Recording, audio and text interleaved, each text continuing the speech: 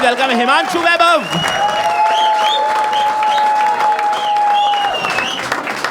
मेरे पापा एक स्ट्रगलिंग एस्ट्रोलॉजर है दोस्तों।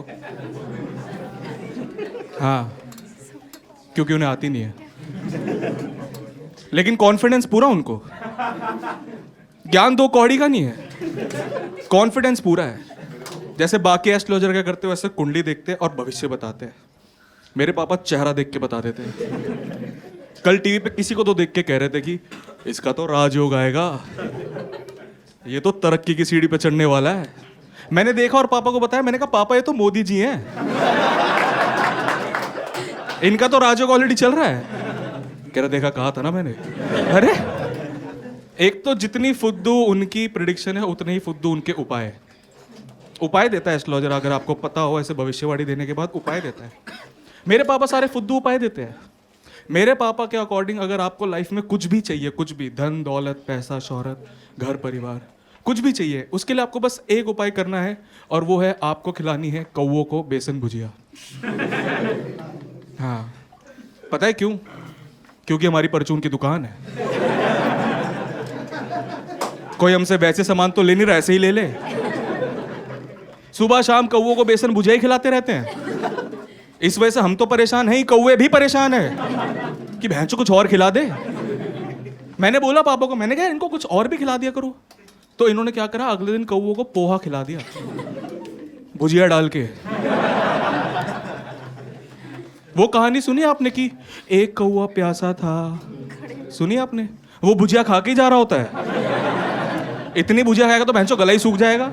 जब देखो कौवों को बेसन भुजिया ही खिलाते रहते हैं। ऐसा कनेक्शन हो गया इनका कौवों और भुजिया से कि मुझे एक टाइम पे डर था कि कल को इनसे कोई काम या कोई बात ये कह के ना करनी पड़ेगी, पापा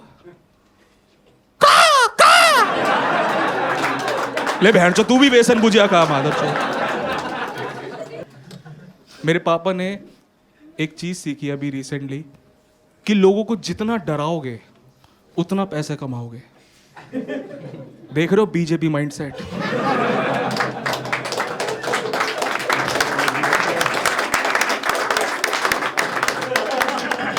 कि लोगों को ऐसे टट्टों से पकड़ के रखो,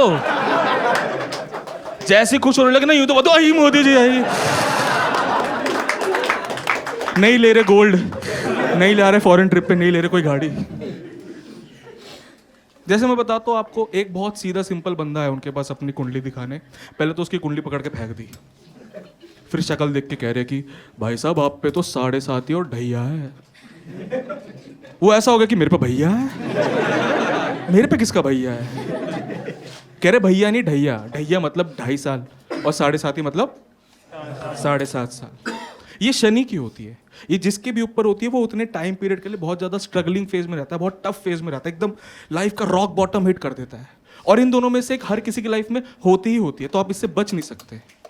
तो ये सुनते हुए ऐसा हो गया कि ठीक है, फिर अगर हर किसी की लाइफ में रहे तो मेरी लाइफ में भी हो जाए, मैं कौन सा अलग हूँ? वहीं पकड़ लिया उसे, मतलब नॉट लिटरली। ऐसे करे कि एक कमाल की बात बताऊं, आपकी लाइफ में ये दोनों है। और एक और कमाल की बात बताऊं, आपकी लाइफ में तो 3 7.5 और 2 ढैया है।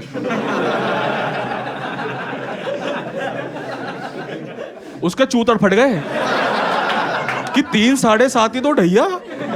सर ये तो 27.5 साल हो गए, मैं 27.5 साल स्ट्रगलिंग फेज में ही रहूंगा, उसके बाद क्या? तो मेरे पापा कहते उसके बाद क्या, फिर तो आदत लगी जाएगी। ऐसी एस्ट्रोलॉजी करते और ऐसी एस्ट्रोलॉजी के लिए पैशनेट है, पैशन से करते। पता कितना पैशन से करते हो? आप लोगों ने रॉकस्टार देखी? रॉकस्टार में देखा है कि रणबीर कपूर कितना पैशनेट होता है कि भैंचो दिल तोड़वा लूंगा डीयू की बैडी से, निकाल दो घर से, कोई दिक्कत नहीं है, निजामुद्दीन दरगाह पे जाके गाना गा लूंगा, मौला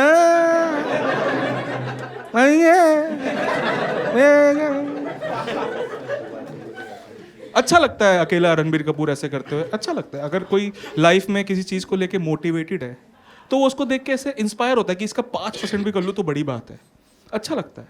बट अगर सेम रणबीर कपूर एक बीवी और 2 बच्चों के साथ हो, कितना खराब लगेगा।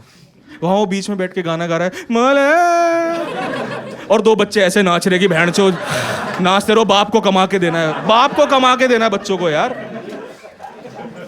कुछ काम नहीं, बस एस्ट्रोलॉजी। इस वजह से मेरा और मेरे पापा का बहुत ज्यादा एनिमल मूवी वाला रिलेशनशिप हो गया था। एनिमल मूवी देखी आप लोगों ने? क्या उसकी कंप्लेंट होती कि पापा पूरे टाइम बाहर रहते हो, पैसे कमाते रहते हो, मुझे टाइम नहीं देते। मेरी भी ऑलमोस्ट सेम कंप्लेंट्स थी, बट इन रिवर्स।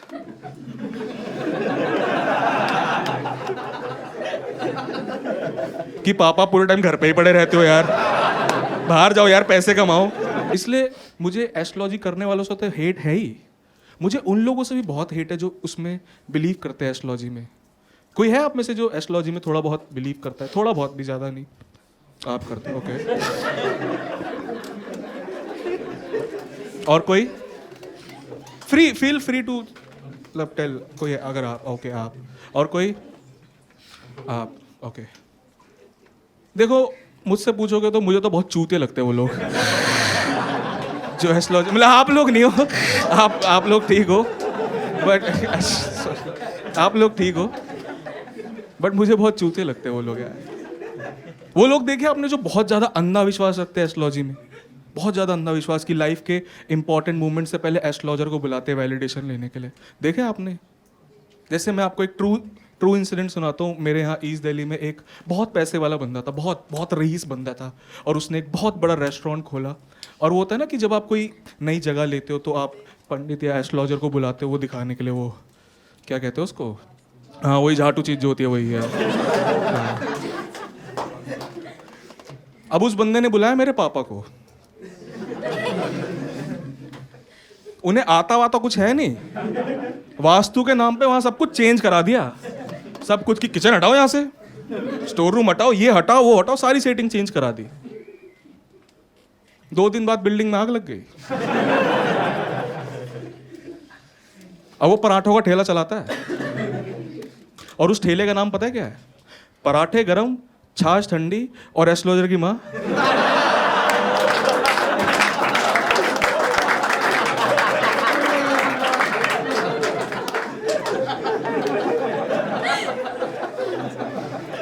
यही होता है जब आप किसी चीज में बहुत बिलीव करते हो, कुछ होप रखते हो और वो टूटती, यही सब निकलता है आपके मुंह से।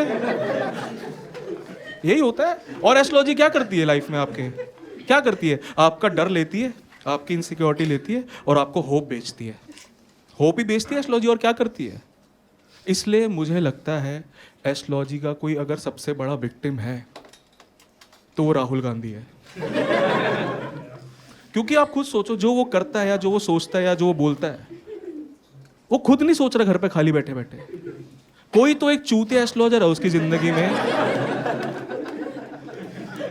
जो उसको बार बार ये बोल रहा है कि भाई साहब आपको तो राजयोग आएगा, आप तो तरक्की की सीढ़ी पे चढ़ने वाले हो। मैं आपको एक काम बताता हूँ, आप क्या करो, आप देश के एक कोने से चलो और दूसरे तक जाना। आप ये सोचो रास्ते में कितने कौवे आएंगे।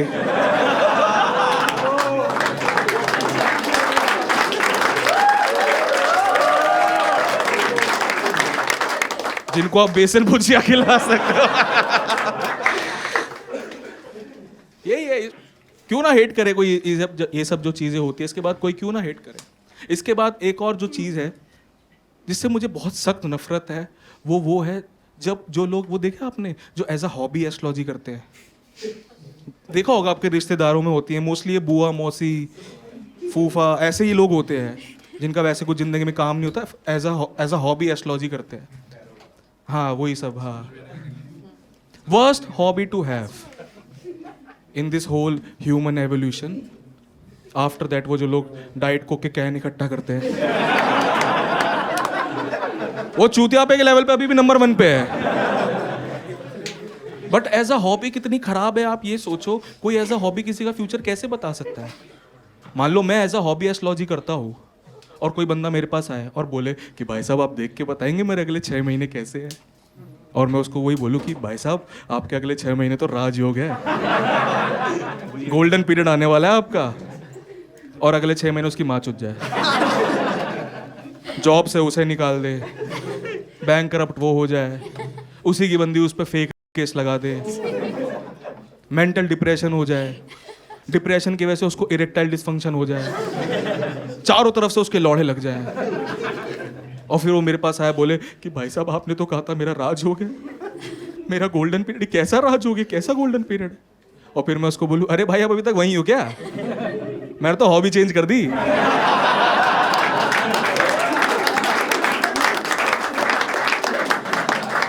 अब तो मैं LIC बेचता हूं।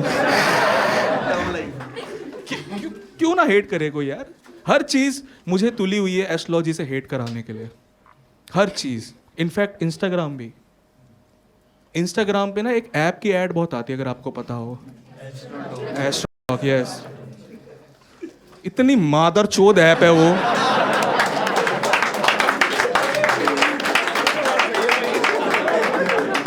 इतनी मादर चोद ऐप है, उसकी ऐड हमेशा तब आती है जब अपने मी टाइम में रील चला रहे होते हो ना। मी टाइम पता है ना, मतलब वैसे जब रील्स ही चला रहे हो सुबह हगते हुए, या रात को सोने से पहले, होता है ना कि भैंचो रील ही चलाए जा रहे हो, इतनी रील चला रहे हो कि अब छोले भटूरे लड़ रहे हैं, है ना, कि भैंचो ये लड़ रहे हैं, ये क्या हो गया है ना। सारी आप अपनी पसंद की रील्स देख रहे हो। आई डोंट नो आपकी कौन सी पसंद की होगी, लेकिन मेरी तो, मुझे तो वो बहुत पसंद है जिसमें होता है ना वो लड़की ऐसे कपड़े पहनती है और कपड़े उतारती है, वो या get ready with me.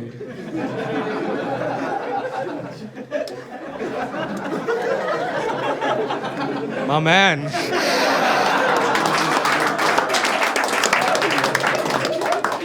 I don't know आप क्या सोचते हो, बट मुझे तो लगता है वो मेरे लिए ही कर रही है। वरना आप बताओ, कौन लड़की अपनी दोस्त की मेहंदी से पहले टाइम निकाल के बताएगी, hi guys get ready with me for my friends mehndi? थोड़ी एफर्ट पूरा करती है वो, लेकिन थोड़ी भोली है, कहीं से भी स्टार्ट हो जाती है, कहीं से भी स्टार्ट हो जाएगी, hi guys get ready with me for my friends mehndi, और यहीं से स्टार्ट हो जाएगी। I mean I appreciate your efforts, मतलब, बट आप 2 स्टेप पहले से भी स्टार्ट कर सकते थे, ताकि ग्राउंड जीरो से हम साथ आते, है ना। एक ये होती है, एक में वो होता है ऐसे कि वो ऐसे ना कैमरा एंगल ऐसे सेट कर रही होती है ऐसे, और सेट करते करते एक हाथ यहाँ होता है ऐसे, फॉर ऑब्वियस रीजंस, ठीक है। फिर ऐसे कैमरा एंगल सेट करने के बाद ऐसे ऐसे पीछे जाती है, पीछे जाती है, पीछे जाती है, फिर कहती है हाय गाइस।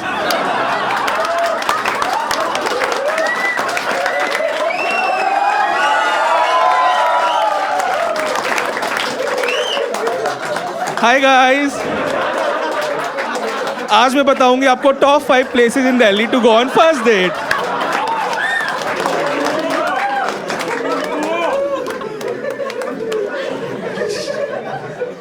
क्या सही लड़की है यार, टॉप 5 में से टॉप 2 खुद दिखा दी। अब कह रही है बाकी 3 पे साथ चलेंगे। अब तुम देख रहे हो, तुमने मुझे देखा है तो तुम इतने खुश हुए, तुमने ये देखे उछाले तो तुम इतना खुश हुए। बट जब तुम एक्चुअल वाली देख रहे होते हो, है ना, एक्चुअल वाली देख रहे हो एकदम ऐसे, अच्छा फिर ये देख रहे हो, इतने में एक झटुआ आएगा लंबे से बाल वाला, और आते कहता अपनी डेट ऑफ बर्थ किसी को मत बताना, अपनी डेट ऑफ बर्थ किसी को मत बताना, तो मौत हो जाएगी, बर्बाद हो जाओगे तुम।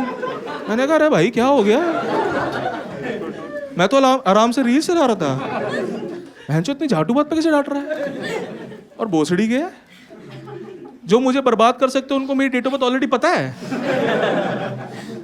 गवर्नमेंट को मेरी डेट ऑफ बर्थ पता है, मेरी बंदी को मेरी डेट ऑफ बर्थ पता है, यहां तक कि कल जिस ओयो में गया था उसे तो मेरी डेट ऑफ बर्थ और वीडियो दोनों पता है। किससे बचूं मैं? और अगर डेट ऑफ बर्थ ही सब है तो क्या होता है कर्मा, क्या होता है पाप? मार दो भाई, कल चलते भिखारी में चाटा मार दो, करो गिल्ट फ्री चीजें करो, डरो मत कि क्या होगा यार, इससे क्या होगा, कर दो, खून कर दो, चलती लोकल में खून कर दो, डरो मत। आप एक बात बताओ, आप यहाँ बैठे हो, आप मुझे बर्बाद कर सकते हो? नहीं ना। मैं आपको कर सकता हूँ? नहीं, क्योंकि हम एक दूसरे की डेट ऑफ बर्थ नहीं पता। जैसी पता चलेगी ना, राहु केतु शनि आ जाएंगे। में बम्बू लेके भेड़ चो बताएगा। आदमी है चूतिया बात कर रहा है, वहां पे तो औरतें भी चूतिया बात करती है। मैंने एक रील देखी जिसमें वो औरत कह रही थी कि अगर आपके खाने में बाल आ जाए ना तो आप इसको नजरअंदाज ना करें, कोई आप पे काला जादू कर रहा है। मैंने कहा अच्छा, फ्यूचर प्रिडिक्ट करने के लिए बनी थी एस्ट्रोलॉजी, इसने मेरा प्रेजेंट चोद दिया। मैं मस्त खाली पेट बैठा था एकदम ऐसे बिरयानी खाने के लिए, अब मैं ऐसे बाल देख के कह रहा हूँ कि भैंसो मेरे पे काला जादू कौन कर रहा है यार। और जिस अब्दुल की दुकान पे बिरयानी खा रहा हूँ वो तो टकला है। तो ये काला मुराला बाल किसका है?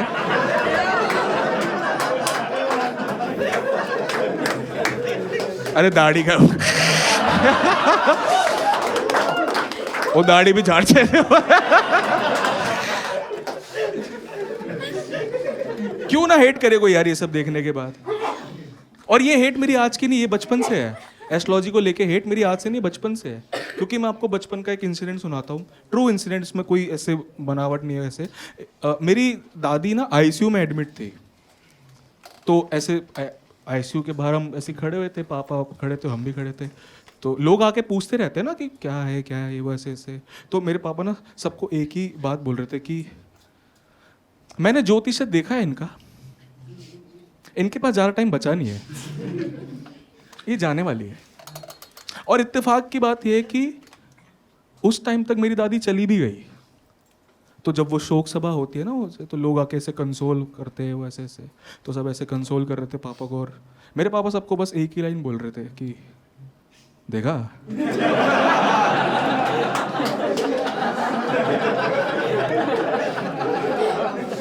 चली गई ना।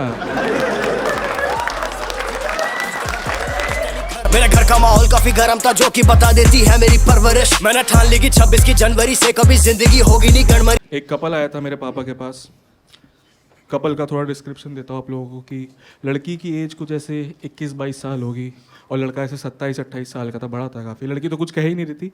लड़का थोड़ा हेजिटेट करके कह रहा था कि सर मेरी गर्लफ्रेंड प्रेग्नेंट है और मुझे इसका अबॉर्शन कराना है, तो आप एक सही मुहूर्त बता दोगे? मतलब नहीं, मतलब जिससे इसकी मतलब ऐसे हेल्थ भी ठीक रहे, अबॉर्शन भी ठीक हो जाए।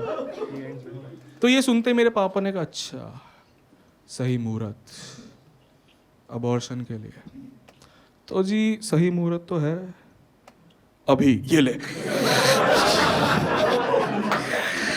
Okay guys, that's my time. My name is Himanshu Yadav.